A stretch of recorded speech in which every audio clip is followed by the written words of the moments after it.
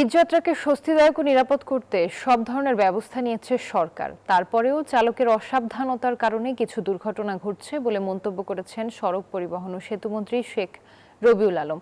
দুপুরে Farmgate metro rail স্টেশনে senior citizen ও প্রতিবন্ধীদের জন্য 25% ভাড়া ছাড়ের উদ্বোধনী অনুষ্ঠানে মন্তব্য করেন তিনি। বলেন, যাত্রীর অতিরিক্ত চাপের কারণে কিছু ফিটনেসবিহীন গাড়ি চলছে।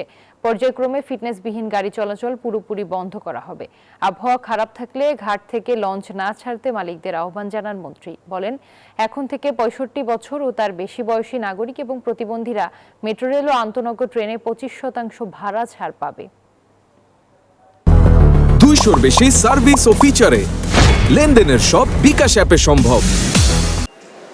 যারা 65+ যাত্রী আছেন, সিনিয়র সিটিজেন আছেন তারা, এবং যারা ডিসেবল আছেন নাগরিক আমাদের, তাদের ক্ষেত্রে মেট্রো রেল এবং রেল দুটি জায়গায় আন্তনগর ট্রেনে আমরা 25% ভাড়া ছাড় দিব। গত ঈদের আগ মুহূর্তে নির্দেশ দেওয়ার ফলে সেটা বাস্তবায়ন করা যায়নি, কারণ এটা একটা প্রসিডিউরের ব্যাপার। এটা আপনার যেটা আপনার টিকিট কাটার যে প্রক্রিয়া আছে সেই অর্থ বিভাগের মতামত লাগবে, কারণ প্রচুর একটা অর্থ এখানে ছাড় হবে। প্রক্রিয়া করে এবার ঈদের আগে আমরা এটা করতে সক্ষম হলাম আর কি।